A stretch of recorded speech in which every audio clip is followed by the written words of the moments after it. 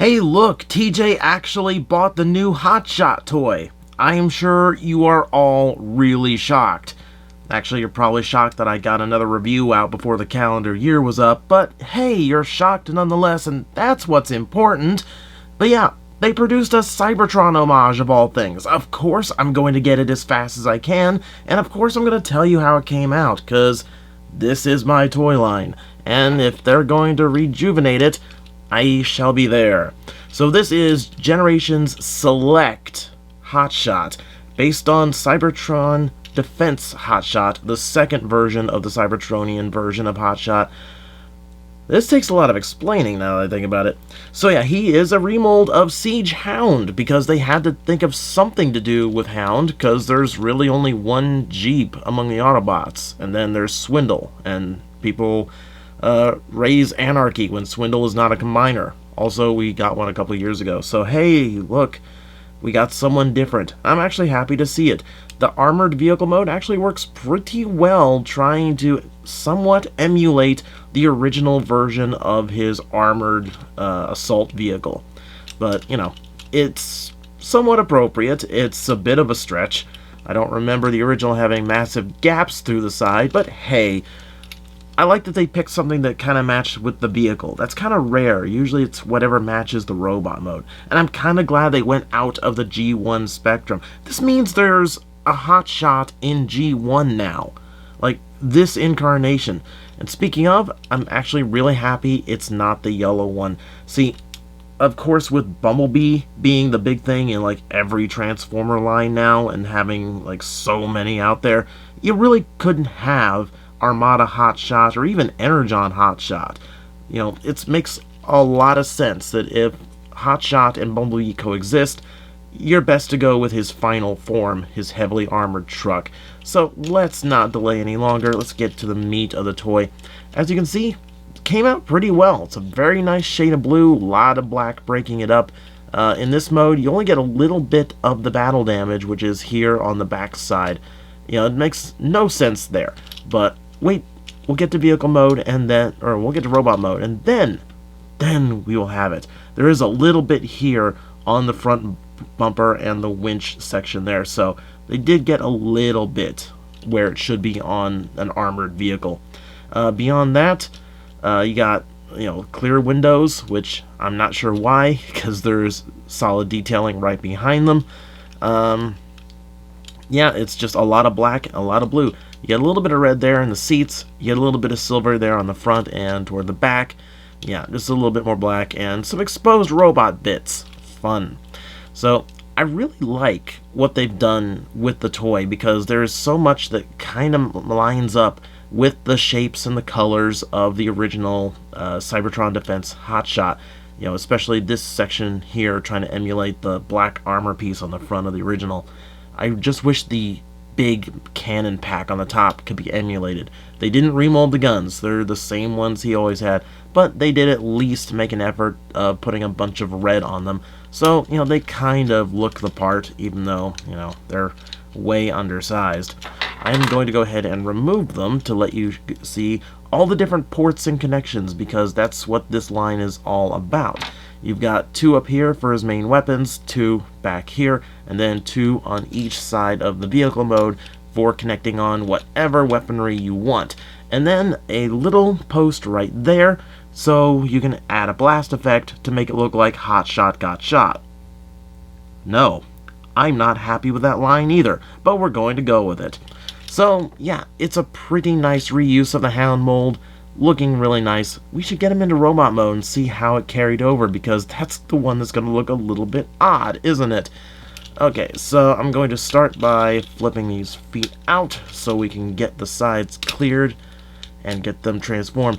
He does that thing that they figured out, like they can do with just about every Transformer ever since the Prime Viacon, where, hey, we can make a whole bunch of their vehicle mode kibble just kind of fold up into their legs, and that will actually clear out a whole bunch of space. And yes, it will. So we unpin the arms, which I wish didn't look so much like arms, but hey, they did their best hiding them away, I guess. Alright, so get that out of the way so we can rotate the legs back. And there we go. Nice and clear. At this point, I'm going to point out that when I first transformed mine, these pegs, these little panels here, they wouldn't fit well enough. Underneath these are pegs that kind of press in and connect to make this look flush on top. Now on my Hound, I didn't have any kind of problem with that. Here, it took a lot of force to actually get those pegs into place. And like, I even looked at Hasbro Pulse because for a while I thought this was like some kind of mold defect or like degradation, and like the molding wasn't correct anymore. And because even the production photos on Hasbro Pulse had the exact same flaw. But it does take a lot of force to get them seated into place. They can go in, just be prepared to do a lot of pushing. So, with that out of the way, let's actually see how they can get removed, because this might be just a wee bit tight. Alright, so do a little bit of wiggling to try and pry them out. There we go. Okay, I was really worried that would be a lot harder than that, so that's good. So it takes a lot to get them in, but you can get it out without stressing anything. Alright, folding all of that down. This folds back and it clips into place. Not too snug of a clip, but hey, it's just a backpack. And here's what I mean about the feet, where all of this rotates in, becomes the inside part of the leg. Foot rotates down, and that's how you get your leg. And that's a nice little bit of transform. So, to finish it off, rotate the arms, rotate the hands appropriately. You know, the hands you just don't really have to, but it cleans up the vehicle mode just a little bit. And there.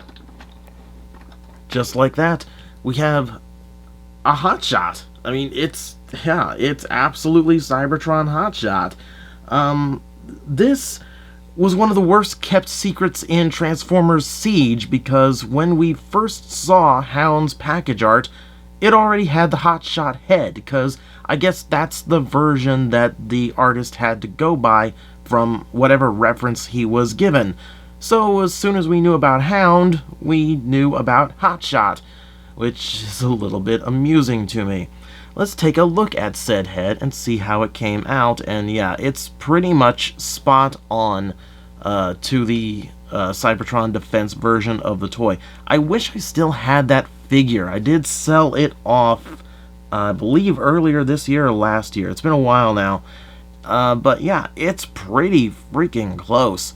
Looking really nice. I like the sculpted detail in what used to be a visor and is now just a really interesting crown detail on his head. Very stern look too. This is Hotshot all grown up. He's not so much of a joker anymore by the time he starts looking like this. So the first thing that strikes me is color. He is far more colorful than Hound. Of course he is. And I actually really like that. Let me bring Hound in here for a second, and you can see, yeah, the color pops a lot more on the new figure, and that's the kind of repaint I like. Aside from the fact they look very different from each other when they're both on the same shelf, it definitely brings out a lot of different detail, and makes you feel like, yeah, it's a repaint, slight remold technically, but it does have this whole other personality to it. You know, that's the kind of thing I like. Also, if you didn't get Hound, it does give you a new alternative for those who want a more colorful figure. So, there you go. I actually quite like that. So, looking at his details, the big issue here is that, of course, Cybertron Defense Hotshot didn't have the front of car as chest look. The front of his car became his big shoulder pylons. But here, they tried to make it work. They put the spots of yellow and silver in roughly where they were on the original toy, just to kind of give you the idea behind it. And that's about what you can do. It's a little bit crowbarred into the mold, but they did try their best, and it does provide the right silhouette and the right color balance. You can see the same here, where the black panels will be in the middle. They're off to the side now to match the details of the sculpt. That's perfectly fine too. They even tried it in the arms, where the mold is obviously very different from the original, but they did still make sure that the shoulders were black here, which kind of emulates where the tires were on the original toy.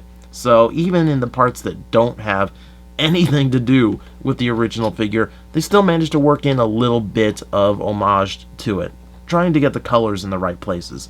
There is a lot of little touches of love to the toy that really bring out that Cybertron design. Speaking of the toy itself, it's a pretty clean transformer thanks to all of that leg folding transformation that they've got going on now. And yep, deals with the wheels nicely. They're just down here doing, absolutely nothing. They don't get in the way at all. Backpack is nice and flush, very little kibble going on. He's got quite a nice look to him. I actually like the silhouette in general. It works. So let's go over the articulation here a little bit. Head is ball jointed. You got a little bit up and down as well as left, right, and all over. Universal shoulders, which of course is a thing that Siege does. They got rid of as many ball joints as they could, and I love them for it. Bicep swivel, 90-degree elbow, wrist rotation, waist rotation, universal hips with a thigh swivel buried under there. Gets a little bit of restricted going inward, but outward, perfectly fine. All the range that I would want. 90-degree knee, and then, of course, the ankle tilt, which wants to seat in that spot or that spot, but you can pretty much let it hang wherever you want. You can get it to stick where you need it to stick. That is quite a bit. And that's one thing that I've honestly, I've always had this, annoyance with Transformers where sometimes the articulation is all there, sometimes we don't feel like putting all the articulation.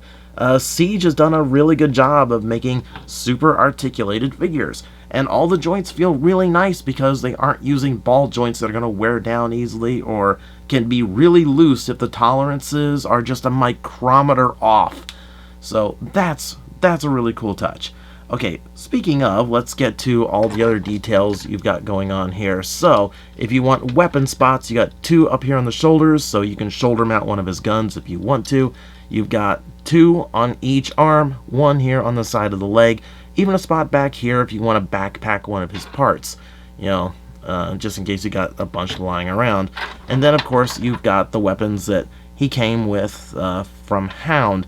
I kind of prefer to keep one little blaster onto his left hand, and then we can go ahead and combine these into a little bit more of a substantial rifle, which I think is most people do. But you can also combine the weapons as well. That will fit the back side of that weapon, and of course that will also fit onto additional weapons. So you can kind of customize his look and his loadout, and that's always a really cool thing on these figures.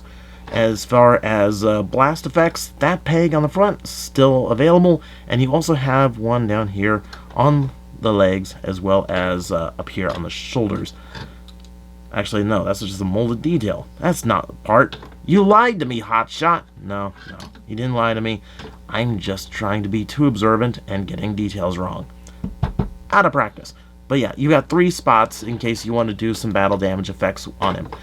And yeah, everything else on him, feels pretty nice for a toy that's been around a few times. So, that is Siege Hotshot. I'm happy to say that he is an excellent little homage to one of my favorite designs out of Cybertron.